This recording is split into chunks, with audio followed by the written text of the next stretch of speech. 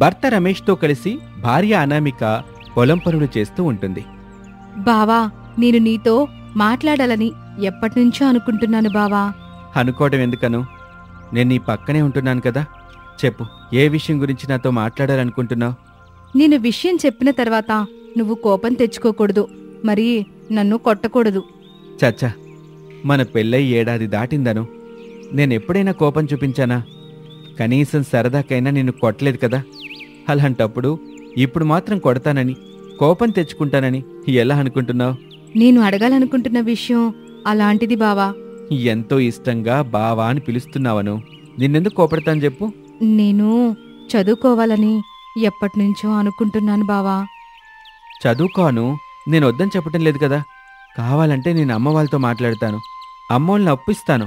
నువ్వు చదువుకో. ఈ విషయానికైనా నా కోపం వస్తుంది అని నువ్వు అనుకున్నావు. పైగా కొడతానని కూడా అనుకున్నావు కదా. అవును బావా, నేను అత్తయ్య మావయ్య మాటల్లో తెలుసుకున్నాను మీకు బాగా చదువుకున్న వాళ్ళంటే ఇష్టం ఉండదని. అందుకే నా చదువుకోవాలనే కోరికని ఇంతకాలం చెప్పలేదు. భయమేసింది. మొన్న మన ఊరి సరోజ చదువు విషయంలో నువ్వు చేసిన సహాయం నాకు నచ్చింది. అందుకే ధైర్యం చేసి నా చదువు విషయం నీకు చెప్పాలనుకున్నాను. ఇప్పుడు చెప్పేశాను బావా. అనామిక, నాకు చదువుకునే వాళ్ళంటే చాలా అభిమానం. అదే చదువు పేరుతో తనని తాను మోసం చేసుకుంటూ తన వాళ్ళని మోసం చేస్తుంటారే కొందరు, అలాంటి వాళ్ళంటే నాకు నచ్చదు. ఆ విషయం అమ్మవాళ్ళు నీకు చెప్పుంటారు, నువ్వు అర్థం చేసుకోకుండా అపార్థం చేసుకున్నావు. సారీ బావా. మనలో మనకెందుకులే అనామిక. పద, చెట్టు కింద కూర్చొని అన్నం తింటూ మాట్లాడుకుందాం అని అనామికతో కలిసి పొలంలో గట్టున ఉన్న చెట్టు దగ్గరికి రమేష్ వచ్చాడు. మరొక వైపు పొలం నుంచి శారదా ప్రసాదులు తినటానికి ఆ చెట్టు దగ్గరికి వచ్చారు. అందరూ కూర్చొని అన్నం తింటూ ఉండగా, కాళ్ళా, నేను నీతో మాట్లాడాలని అనుకుంటున్నానమ్మా. చెప్పండి అత్తయ్య. నువ్వు మంచిగా చదువుకుంటున్నావని నీకు బహుమతి ఇచ్చినప్పుడు పేపర్లో పడిన ఫోటోని నేను మీ మావయ్య చూశాం కోళ్ళ. అవును తల్లి, ఆధార్ కార్డు కోసం చూస్తుండగా ఆ పేపర్ కనబడింది. అంతలా చదివి ఎందుకు కోళ్ళ మధ్యలోనే ఆపేశావు? చదవాలని నాకున్నప్పటికీ చదివించే స్తోమత నాన్న వాళ్ళకి లేకుండా పోయింది మావయ్య. పుట్టింటాళ్ళకి లేకపోవచ్చులే కోళ్ళ, ఈ మిట్టింటోళ్ళకుంది కదా. నాకు అర్థం కాలేదు అత్తయ్య. నువ్వు చదువుకుంటానంటే మేము నిన్ను చదివిస్తామని అమ్మ చెప్తుందను అని రమేష్ చెప్పగానే అనామిక చాలా సంతోషపడింది. అమ్మా, ఇప్పుడే అనామిక తను చదువుకుంటానని చెప్పింది. నేను రాత్రికి మీతో మాట్లాడదాం అనుకున్నాను. మీకు విషయం తెలిసింది, మీరే మాట్లాడుతున్నారు. మన కోడలు చదువుకొని మంచి మార్కులు తెచ్చుకుంటే మనకే కదా బాబు మంచి పేరు వచ్చుద్ది. కోడలు చదువుతోనే మన బతుకులు మారిపోవచ్చు అని చెప్పగానే అనామిక చాలా సంతోషపడింది. అత్తయ్య, మావయ్య, మీరు నన్ను చదివిస్తానంటే నేను బాగా చదువుకుంటాను, మన కుటుంబానికి మంచి పేరు తీసుకొస్తాను అని సంబరపడుతూ అనామిక కడుపు నిండా తింటూ 2 రోజులు గడిచిన తర్వాత అనామిక అత్తయ్య మావయ్య ఆశీస్సులు తీసుకుని కాలేజ్కి వెళ్తుంది. అనామికకి కాలేజ్ కొత్తగా ఉండటంతో అక్కడ పూజిత, రాగిణి అనే 2 ఫ్రెండ్స్ పరిచయం అవుతారు. రోజులు గడుస్తున్న కొద్దీ అనామిక ఇంటి పని వంట పని పూర్తి చేసి చక్కగా కాలేజ్కి వెళ్ళి శ్రద్ధగా చదువుకుంటూ తన ఫ్రెండ్స్ చెప్పే కబుర్లు వింటూ నవ్వుకుంటూ సరదాగా ఇంటికొచ్చేది. బట్టలుతికి బయట ఉన్న దండం మీద ఆరబెట్టేది. ఆ తర్వాత అరుగు మీద కూర్చొని చీకటి పడే వరకు చదువుకుంటూ ఉండేది. ఇక చీకటి పడ్డ వెంటనే పొలం పనులు చేసి అలసిపోయి అత్తయ్య మావయ్య ఆయన ఇంటికొస్తారు. వేడినీళ్లు పెడితే స్నానం చేసుకుంటారు కదా అని మట్టి పొయ్యి మీద నీళ్లు పెడుతుంది. లోపల ఉన్న గ్యాస్ పొయ్యి దగ్గర వంట చేస్తూ ఉంటుంది. ఇక పూర్తిగా చీకటి పడింది. బయట లైట్ వేసింది. పొలం నుంచి శారదా ప్రసాదు, రమేష్లు వచ్చారు. కోడలు తమకు చేస్తున్న సేవలకి శారదా దంపతులు సంతోషపడతారు. ఇక ఇలాగే రోజులు గడుస్తూ ఉంటాయి. ఒకరోజున అత్తగారు శారద లంచ్ బాక్స్ పట్టుకుని కోడలు అనామిక గదిలోకొచ్చింది. అప్పుడు అనామిక స్టడీ టేబుల్ దగ్గర దిగాలుగా కూర్చుని ఉండటం కనిపించింది. చక్కగా చదువుకోకోళ్ళ అంటే ఎప్పుడు చూడు ఏదో ఒకటి పోగొట్టుకున్న దానిలా దిగులుగా ఉంటది. అట్ట ఉండబాకోళ్ళ అని చెప్పి చెప్పి నాకున్న ఓపిక నశించిపోయి కోపం వచ్చేలా ఉంది గాని కోడల్లో మాత్రం మార్పే రావట్లేదు. కోళ్ళ చేసిన ఆలోచనలు జాలే గాని ఇదిగో లంచ్ బాక్స్ బ్యాగ్లో పెట్టుకుని కాలేజీకి వెళ్ళు, బస్సు వచ్చే టైం అయింది. అత్తయ్య, మరి నేను మీకు ఒక విషయం చెప్పాలనుకుంటున్నాను. నేను కాలేజీకి వెళ్ళడం లేదు. ఏం కోళ్ళ, ఈరోజు కాలేజీకి ఏమైనా సెలవుందా ఏంటి? అంటే సెలవేమీ లేదు, కాకపోతే నేనే కాలేజీకి వెళ్ళను. ఇక నుంచి ఇంటి దగ్గరే ఉంటాను. మీతో పాటు పొలం పనులకి వస్తూ ఉంటాను. ఏమైంది నీకు? ఎందుకంతలా బాధపడిపోతున్నావు? అసలేమైనా విషయం జరిగిందా ఏంటి? ఏమైనా ఉంటే చెప్పు. కాలేజీలో నాతో పాటు చదువుకుంటున్న వాళ్ళు మన పేదరికాన్ని, మనం వేసుకునే బట్టల్ని, నేను తినే తిండిని, చదువుని హేళన చేస్తున్నారత్తయ్య. నోటుకొచ్చిన మాటలు మాట్లాడుతూ నన్ను అవమానం చేస్తున్నారు. నేను ఆ అవమానాన్ని తట్టుకోలేకపోతున్నాను. అని బాధగా కన్నీళ్లు పెట్టుకుంటుంది అనామిక. కోడలి బాధను శారద అర్థం చేసుకుని, కోళ్ళ, నేను నీకు ఒకే ఒక మాట చెబుతాను ఇను. ఎవరు ఎంతమంది హేళన చేసినా కూడా, ఎంతమంది అవమానించినా కూడా ఆరికి నువ్వు చెప్పే సమాధానం నీ చదివే కావాలి కోడలా. అని అత్తగారు చెప్పిన మాటలు విని అనామిక కాలేజ్కి వెళ్ళటం మొదలుపెట్టింది. శ్రద్ధగా బుద్ధిగా చదువుకోవటం మొదలుపెట్టింది. అయినా కాలేజ్లో అనామికకి బట్టల గురించి, ఫుడ్ గురించి హేళన, అవమానం జరుగుతూనే ఉంటాయి. ఒక రోజున హేళన మితిమీరిపోయింది. దాంతో అనామిక అక్కడ ఉండటం అంత మంచిది కాదని ఇంటికి వెళ్లకుండా ఆ ఊరికి పక్కనే ఉన్న అడవిలో ఒక చెట్టు కింద కూర్చొని ఏడుస్తూ ఉంటుంది. అప్పుడు ఒక ఆడగొంతు వినపడింది.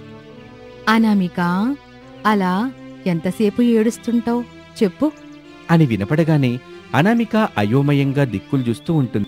ఒక అద్దం మెరుస్తూ గాలిలో ప్రత్యక్షమవుతుంది. ఆ అద్దానికి ముఖం ఉంటుంది. అనామిక భయంతో లేచి నిలబడుతుంది.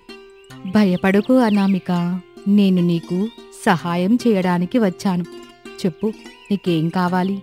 వాటినన్నిటినీ ఇస్తాను. నాకేం వద్దు. నువ్వొక అద్దం రూపంలో దెయ్యానువో భూతానువో నాకైతే భయంగా ఉంది. నేను ఇక్కడి నుంచి వెళ్ళిపోతాను. అనామిక, నేను దెయ్యాన్ని కాదు, భూతాన్ని అంతకన్నా కాదు. నేను ఒక మాయా అద్దాన్ని. నన్ను నమ్ము. నీ ప్రాబ్లమ్స్ ఏవైనా సరే నేను తీరుస్తాను. నీకు సహాయం చేద్దామని నేను వచ్చాను. నేను నమ్మను. ఇలా మంచిగా మాట్లాడి ఒక్కసారిగా దయ్యంలా మారిపోయి నన్ను చికెన్ ముక్కలా తిన్నట్టు తినేస్తావు. ఆ విషయం నాకు తెలుసులే. ఇలా ఎన్ని చూడలేదు. నీకెంత చెప్పినా అర్థం కావటం లేదు. ఒక్క మాట నిజమా అనామిక? నువ్వు నన్ను చూసావు, నేను నిన్ను చూశాను. నువ్వెక్కడ ఉంటే నేను అక్కడికే వస్తాను. నీతో ఉంటాను. కావాలంటే చూడు, ఇదిగో నువ్వు కాలేజీలో మర్చిపోయిన బుక్స్. అని అద్దం చెప్పగానే అద్దంలో నుంచి కాలేజీ బుక్స్ బయటకొస్తాయి. అనామిక బుక్స్ని తీసుకుని అక్కడి నుంచి పరుగున తన ఇంటివైపు వెళ్తూ ఉంటుంది. అద్దం కూడా అనామిక వెనకాలే వెళ్తూ ఉంటుంది. కాని ఎవ్వరికీ కనిపించదు. ఆయాసపడుతూ అనామిక తన గదిలోకి వెళ్లి తలుపు వేసుకుంటుంది. మాయా అద్దం కిటికీలో నుంచి ఆ గదిలోకి వస్తుంది. అది చూసి అనామిక ఏమీ మాట్లాడలేకపోతుంది. మంచం మీద కూర్చుంటుంది. అప్పుడు అద్దం, నేను చెప్పాను కదా అనామిక, నువ్వు ఎక్కడికి వెళితే నేను అక్కడికి వస్తానని. నువ్వు ఇంటికొచ్చావు, నేను ఇంటికొచ్చాను. ఇప్పటికైనా నీకు ఏం కావాలో చెప్పు. నాకు కొత్త బట్టలు కావాలి, మేకప్ కిట్స్ కావాలి. కొత్త బట్టలా? ఇస్తాను. ఇప్పుడు నువ్వు కాలేజీకి వెళ్తున్నావు కదా, నీకు ఈ బట్టలు బాగుంటాయి అని చెప్పి కొన్ని బట్టల్నిస్తుంది. ఆ బట్టలు కొత్తగా తలతలా మెరుస్తూ ఉంటాయి. ఆ బట్టల్ని చూసి అనామిక సంతోషపడుతుంది. మేకప్ కిట్ అడిగావు కదా, ఇస్తాను ఇప్పుడే, తీసుకో అని ఒక మేకప్ కిట్ కూడా ఇస్తుంది. అనామిక ఆ మేకప్ కిట్ను ఓపెన్ చేస్తుంది. అందులో అన్నీ మెరుస్తూ ఒక్కొక్కటిగా గాల్లోకి లేస్తూ వాటి గురించి అవే చెప్పుకుంటూ ఉంటాయి. దువ్వెనకైతే పెదాలు కూడా వస్తాయి. అందరికీ నమస్తే. నా పేరు దువ్వెన. నేను ఇలా దువ్వగానే అలా జుట్టు మొత్తం స్టైల్గా చెదరకుండా ఉంటుంది, బాగా మెరుస్తూ ఉంటుంది. నా పేరు లిప్స్టిక్. నేనిప్పుడు పెదాలను తాజాగా ఉంచడానికి అందంగా కనబడతాను. అందరికీ సహాయం చేస్తూ ఉంటాను అని అన్నీ చెబుతూ ఉంటాయి. అన్నీ అనామికకి నచ్చుతాయి. ఆ రోజు రాత్రి పొలం నుంచి ఇంటికొచ్చిన తన అత్తమామలకి, భర్తకి మాయా అద్దం గురించి చెప్తుంది. వాళ్ళు ముందుగా నమ్మరు. కాని ఆ తర్వాత వాళ్ల ముందు కూడా ఆ మాయా అద్దం ప్రత్యక్షమవుతుంది. అందరినీ చూస్తూ ఇలా అంటుంది, ప్రసాద్, శారదా, రమేష్ అని అద్దం చెప్తుంది. అప్పుడు వాళ్ళు నమ్ముతారు. మరుసటి రోజు అనామిక కొత్త డ్రెస్ వేసుకొని మేకప్ కిట్టుతో రెడీ అవుతుంది. అనామిక కొత్త బట్టల్లో అందంగా ఉండటం చూసి శారదా, ప్రసాద్, రమేష్లు సంతోషపడతారు. కాలేజ్కి వస్తుంది. కాలేజ్లో ఉన్నవాళ్ళు అందంగా తయారైన అనామికని చూసి కుళ్ళుకుంటారు. తన అందానికి ఉన్న రహస్యం ఏంటి అని అడుగుతారు. చెప్పవే అనామిక, నువ్వు ఇంత అందంగా తయారవడానికి కారణం గల మేకప్ కిట్ ఏంటి? అదెక్కడ దొరుకుతుందో చెప్పన్నామిక, మేం కూడా వెళ్ళి తెచ్చుకుంటాం. రాగిని, అవి బయట ఎవరికి ఎక్కడ పెడితే అక్కడ దొరకో. ఇది ఒక రహస్యంలే.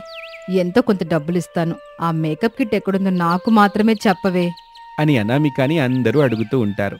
అనామిక ఇంటికొచ్చి మాయా అద్దంతో మాట్లాడి కావాల్సిన మేకప్ కిట్ సామాన్లు ఇస్తూ డబ్బులు తీసుకుంటూ ఉంటుంది తన స్నేహితుల దగ్గర. అలా జీవితం సాగిస్తూ చక్కగా చదువుకుంటూ ఉంటుంది అనామిక. ఇది ఇవాల్టి కథ. మరొక ఆసక్తికర కథలో మళ్ళీ కలుద్దాం. అంతవరకు సెలవు. నమస్తే. టమాటా పంట పొలం గట్టున అత్తాకోడళ్ళు శారద అనామికలు అమాయకంగా కూర్చొని ఒకరి ముఖం ఒకరు చూసుకుంటూ ఉంటారు. శారద భర్త ప్రసాదు, అనామిక భర్త రమేషు టమాటాలు నిండిన గంపల్ని అతి కష్టంగా తీసుకొచ్చి అత్తాకోడళ్ల ముందు పెట్టారు. అత్తాకోడళ్ళు అయోమయంగా తండ్రి కొడుకుల్ని చూస్తూ ఉంటారు. శారద, మరీ అంత అమాయకంగా అత్తాకోడలు మొహాలు పెట్టకండి. అమాయకంగా అంటే ఏంటండి? ఇప్పుడు నువ్వు చేస్తుందే అదే అని ప్రసాద్ అనగానే శారద ఏమీ మాట్లాడకుండా మౌనంగా ఉండిపోతుంది. మావయ్య, వీటిని నెత్తిన పెట్టుకుని వీధి వీధి తిరిగి అమ్ముకుని రమ్మంటారా? అమ్మడానికి వేరే అరేంజ్మెంట్లు చేశాం కోళ్ళ. ప్రస్తుతం మీ ముందున్న టమాటాలు తినాలి తల్లి అని చెప్పగానే అత్తాకోడలిద్దరూ ఆశ్చర్యపోయారు. అనామిక, మీరు విన్నది నిజమే. గంపల నిండా మీ ముందున్న టమాటాలు అత్తాకోడలు కలిసి తినాలి. ఇక ఆలస్యం చేయకుండా తింట మొదలు పెట్టండి. ఏరా అబ్బాయి, మేము ఈ టొమాటోలను తినటం ఏంట్రా? నేను కొడుకు ఎంత చెప్పినా వినకుండా మీ అత్తాకోడలు కలిసి టమాటా పంట వేద్దామని పట్టుబట్టారుగా. ఇప్పుడేమైంది? ధర తగ్గింది. మన టమాటా పంట మన దగ్గరే ఉంది. ఏం చేద్దాం చెప్పు. అందుకే ఇలా ప్లాన్ చేసాం శారదా. ఇది మరీ దారుణం మావయ్య. టొమాటో పంటకి మంచి గిట్టుబాటు ధర ఉందని, టొమాటో పంట తొందరగా వస్తుందని, డబ్బులు బాగా వస్తాయని నేను అత్తయ్య ఆలోచించి టమోటా పంట వేశాం. కానీ ఇలా అవుతుందని అనుకోలేదు కదా మావయ్య. మీరు అనుకోలేదనామిక. నేను నాన్న చెప్పినప్పుడైనా ఆలోచించాలి కదా. అదే బాబు, నేను నా కోడలు చేసిన తప్పు. అలా గనక ఆలోచించి ఉంటే మేము ఎట్టా కూర్చుని ఉండేవాళ్ళం కాదు. మా ముందు టమాటాలు నిండిన గాంపలు ఉండేవి కావు. మీరిద్దరూ ఇంత మాటలు అనేవాళ్ళు కాదు. శారదా, ఈ టమాటాలు తిన్న తర్వాత ఇద్దరు కలిసి ఇంటికి రండి. నేను కొడుకు వెళ్ళిపోతున్నాం. తినకుండా మాత్రం రావద్దు. పదా బాబు అని తండ్రి కొడుకులు ప్రసాదు, రమేష్లు ఆ టమాటా పంట పొలం నుంచి వెళ్ళిపోయారు. అత్తాకోడళ్ళు టమాటాల్ని చూసుకుంటూ ఒకరి మొక్కలను ఒకరు చూసుకుంటూ అలా ఉండిపోయారు. అలా ఆ రోజు గడిచిపోయింది. మరుసటి రోజున ఇంటి ముందు తండ్రి కొడుకులు 2 తోపుడు బళ్ల మీద టమాటాలు పెట్టి అత్తాకోడలిద్దరిని పిలుస్తారు. ఇంట్లో ఉన్న అత్తాకోడళ్ళు ఆ పిలుపు విని కంగారు పడ్డారు. అత్తయ్య, మావయ్య, ఆయన మళ్ళీ మనల్ని పిలుస్తున్నారు. నాకు ఆ పిలుపు వినబడిందిలే కోడల. నువ్వెళ్ళి పిలుస్తున్నారు అత్తయ్యనని చెప్పబాక. పదండి, మరి వినబడుతుందని ఇక్కడే ఉంటే ఎలా చెప్పండి? మనం వెళ్లేవరికి మావయ్య ఆయన పిలుస్తూనే ఉంటారు. పదండి అత్తయ్య. తప్పదు కదా కోళ్ళ, ఈ టొమాటో పంట మనకు తెచ్చిందంట ఇంతేగా మరి. ఇంకెప్పుడు వాళ్ళొద్దని చెప్పిన పని మాత్రం చేయకూడదమ్మా. ఈ కష్టాలు మనకొద్దు, అసలు పంట వేయకూడదు అని మాట్లాడుకుంటూ ఉండగా బయట ఉన్న ప్రసాదు, రమేష్లు అదే పనిగా పిలుస్తూ ఉంటారు. ఇక తప్పదని శారదా, అనామికలు ఇంట్లో నుంచి బయటకొచ్చారు. టమాటాలున్న ఒక తోపుడు బండి దగ్గర ప్రసాదు నిలబడి ఉన్నాడు. మరొక బండి దగ్గర రమేష్ నిలబడి ఉన్నాడు. శారదా, ప్రసాద్ నిలబడి ఉన్న తోపుడు బండి దగ్గరకు వెళ్ళింది. అనామిక రమేష్ నిలబడ్డ బండి దగ్గరికి వచ్చింది. అత్తాకోడల్లో, ఈ టమాటాల గురించి మీతో ఎక్కువగా మాట్లాడడానికి ఏమీ లేదు. వెళ్ళండి. ఏం చేస్తారో ఎలా చేస్తారో మాకు తెలియదు. సాయంత్రం అయ్యేసరికి ఈ టమాటాలన్నీ అమ్ముకురండి. వెళ్ళండి. విన్నారుగా, నాన్న చెప్పినట్టుగా చెయ్యండి అని చెప్పగానే అత్తాకోడళ్ళు టమాటాలున్న తోపుడు బళ్ళను తీసుకుని ఇంటి నుంచి బయలుదేరారు. ప్రసాదు, రమేష్లు నవ్వుకుంటూ ఇంట్లోకి వెళ్తారు. అనామిక ఒక వీధిలో టమాటాలు అమ్ముకుంటూ ముందుకు వెళ్తుంటే మరొక వీధిలో శారద టమాటాలు అమ్ముతూ ఉంటుంది. టమాటాలు, టమాటాలు, తాజా తాజా టమాటాలు, కిలో 20, అలాగే 15 రూపాయలు. రండి తల్లి రండి. టమాటాలు టమాటాలు, తాజా టమాటాలు, తాజా టమాటాలు. ఒక రకం టమాటాలు 20 రూపాయలు, ఇంకో రకం టమాటాలు 15 రూపాయలే అని అరుస్తూ ముందుకు వెళ్తూ ఉంటుంది. సమయం గడుస్తున్న కొద్దీ అత్తాకోడళ్ళు వీధులన్నీ తిరుగుతూ టమాటాలు అమ్ముతూ ఉంటారు. కానీ ఆశించిన ఫలితం ఉండదు. చీకటి పడుతూ ఉండగా ఎలా తీసుకువెళ్లిన టమాటాలను అలాగే ఇంటికి తీసుకొచ్చారు. ఇంటి ముందు లైట్ వెలుగుతూ ఉంటుంది. గుమ్మం దగ్గర ప్రసాదు, రమేష్లు నిలబడి ఉంటారు. అత్తాకోడళ్ళు ముఖం దించుకుంటారు. శారదా, ఎన్ని కిలోల టమాటా అమ్ముడుపోయింది? ఎంత డబ్బు వచ్చింది? మావయ్య, మీకు దండం పెడతాను. కిలో టమాటా కూడా అమ్ముడుపోలేదు. తిరిగి తిరిగి అలసిపోయాం. ఏవైనా ఉంటే రేపు మార్నింగ్ చూసుకుందాం మావయ్య అని అత్తాకోడలు కలిసి ఇంట్లోకి వెళ్తారు. ఏమీ తినకుండా ఎవరి గదిలోకి వాళ్ళు వెళ్లి పడుకుంటారు. ప్రసాదు, రమేషు పిల్లలు హరీషు, భవ్యలకు తినిపించి వాళ్ళు తిని పడుకుంటారు. మరుసటి రోజున అత్తాకోడళ్ళు అరుగు మీద కూర్చొని టమాటా గురించి మాట్లాడుకుంటూ ఉంటారు. కోళ్ళ ఏదో ఒక ఆలోచన చేసి టమాటాలు అమ్ముడు పోయేలాజీ, అప్పుడు మనం ఈ ఇంట్లో ప్రశాంతంగా ఉంటాం. లేదంటే మా ఆయన మీ ఆయన మనతో గొడవలు పెట్టుకుని మళ్ళీ టమాటా ధర పెరిగే వరకు తిడతానే ఉంటారు. ఆ తిట్లని భరించడం కంటే మనం ఏదో ఒకటి ఆలోచించి మంచి ఐడియా చేసుకొని ఈ టమాటాలు సేల్ అయ్యేలా చేసుకోవడమే మనకు మంచిది. ఏం చేయను అత్తయ్య, ఎంత ఆలోచించినా టమాటాలను ఎలా అమ్మాలో ఏం చేయాలో ఐడియానే రావట్లేదు. తలనొప్పి అయితే వస్తుంది, ఒక్క ఐడియా కూడా రావట్లేదు. తలనొప్పి వచ్చినా చేయి నొప్పి వచ్చినా నీకే నొప్పులు వచ్చినా టమాటాలు ఎట్టా అమ్మితే మనకు డబ్బులు వస్తాయో బాగా ఆలోచించు.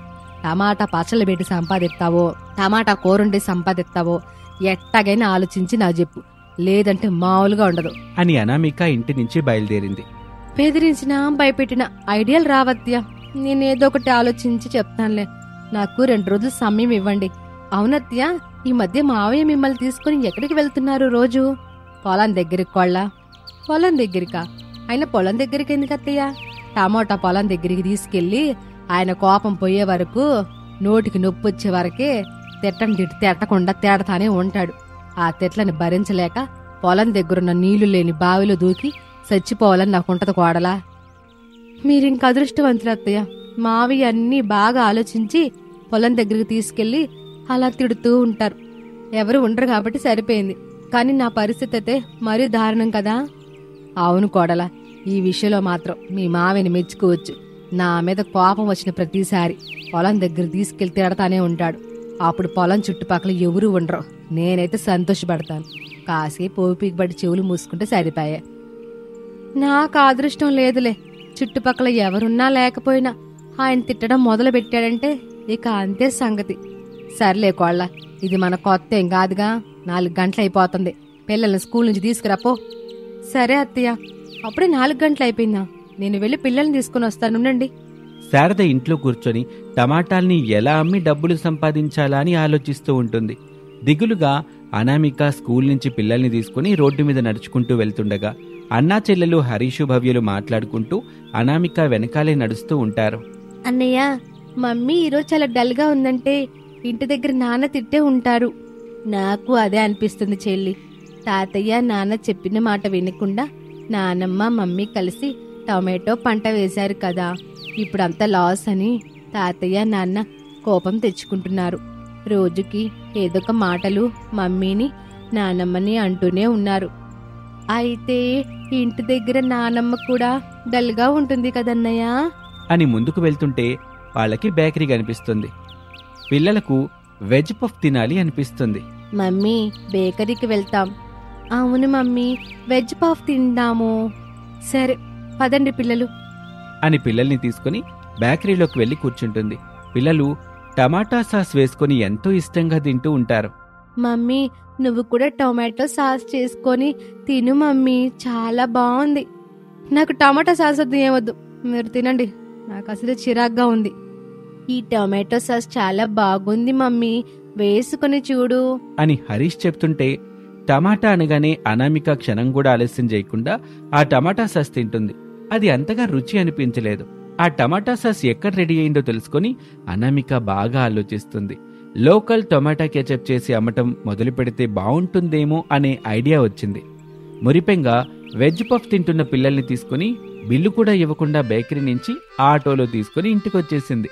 బయట ఉన్న అత్తగారు శారద వైపు చూసింది. అత్తయ్యా, అత్తయ్యా, నాకొక సూపర్ ఐడియా వచ్చేసింది అత్తయ్య. ఏంటి కొల్ల ఐడియా?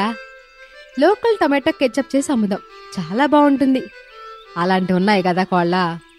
ఉన్నాయి అత్తయ్య, కానీ మనం లోకల్ టమాటాని పెడుతున్నాం కదా, లోకల్ అనగానే చెప్పలేని అభిమానం ఏర్పడుతుంది. ఖచ్చితంగా మన దగ్గర కొంటారు, నా మాట నమ్మండి. కాకపోతే మావయ్యని ఆయన్ని మీరే ఒప్పించాలి. నిండా మునిగిన తర్వాత చలొస్తుందంటే చేసేది ఏముంటది? కానీలే కోళ్ళ, నువ్వు చెప్పినట్టే చేద్దాం. ఏదైనా చెయ్యి, మన దగ్గరున్న టమాటాలన్నీ అయిపోవాలి, మనకి లాభాలు రావాలి, అంతే అని చెప్పగానే అనామిక సంతోషపడుతూ ఇంట్లోకి వెళ్ళింది.